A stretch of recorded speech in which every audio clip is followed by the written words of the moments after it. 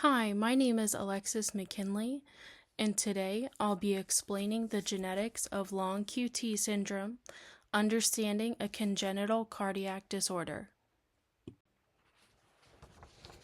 What is long QT syndrome?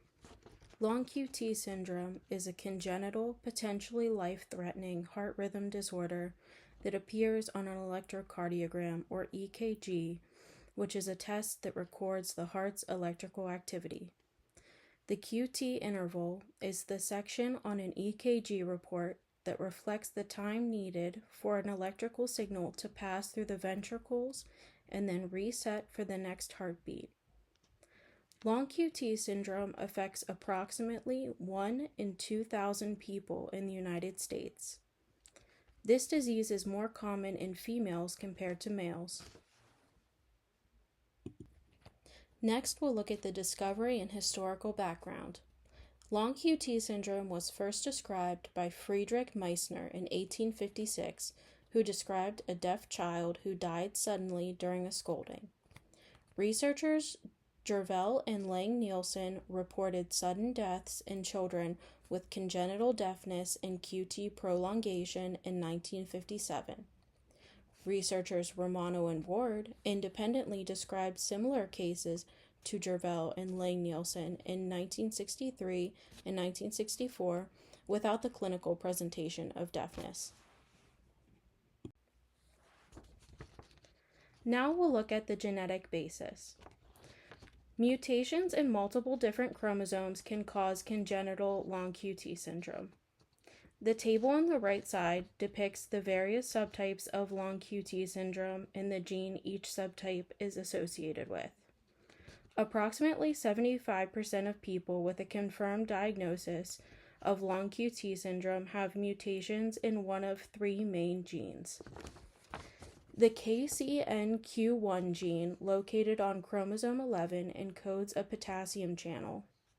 The KCNH2 gene, located on chromosome 7, also encodes a potassium channel. The SCN5A gene, located on chromosome 3, encodes a sodium channel. These genes encode ion channels critical for cardiac repolarization. Now we'll look at the inheritance and transmission of Romano-Ward syndrome. Romano-Ward syndrome, one of the most prevalent subtypes of long QT syndrome, follows an autosomal dominant pattern. This means that a single copy of the mutated gene is enough to cause the condition. Each child of a parent with a Romano-Ward subtype of long QT syndrome has a 50% chance of inheriting the condition. Not everyone who inherits the altered gene will necessarily develop symptoms or signs of the condition, a phenomenon known as incomplete penetrance. Moving on to the inheritance and transmission of Jervell and Lang-Nielsen syndrome. Jervell and Lang-Nielsen syndrome, another common subtype of long QT syndrome, follows an autosomal recessive pattern. Most parents of affected children are carriers. In rare cases, only one parent is a carrier, and the other mutation occurs spontaneously.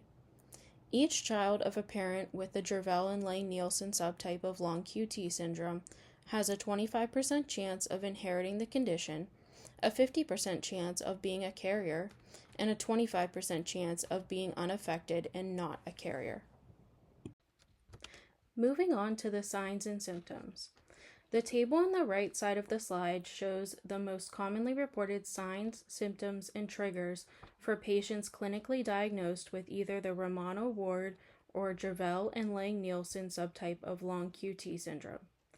Individuals with Romano-Ward syndrome often experience torsades de pointe, syncope, palpitations, seizures, as well as cardiac arrest and sudden death. Patients with Jervell and Lang-Nielsen syndrome often experience hearing loss, syncope, palpitations, chest pain, seizures, and in severe cases, cardiac arrest or sudden death. The Romano-Ward and Jervell and Lang-Nielsen subtypes of long QT syndrome share similar triggers such as intense physical activity, emotional stress, and specific medications. It is important to note that approximately 50% of people with long QT syndrome are asymptomatic. However, sudden cardiac arrest is the first sign in about 1 out of 10 cases. Symptoms often begin in the early teenage years. If symptoms occur once, they are likely to happen again. The highest risk for developing symptoms is under age 30, but they can still appear later in life. Now, looking at diagnosis and management, healthcare providers use a variety of tests to help diagnose long QT syndrome, including an electrocardiogram, blood tests, genetic testing, as well as a cardiac stress test and an ambulatory monitor. Healthcare providers may suggest a combination of strategies to manage long QT syndrome symptoms, such as avoiding medications that prolong the QT interval, making lifestyle adjustments, and considering medical or surgical treatments. With treatment, the death rate for long QT syndrome is low, only about 1%. Without treatment, the outlook is poor, with a heightened risk of sudden death. Finally, we'll look at some key takeaways. Long QT syndrome is a potentially serious but treatable genetic condition. Early detection through genetic and clinical screening is vital. Ongoing research continues to improve outcomes for individuals diagnosed with long QT syndrome.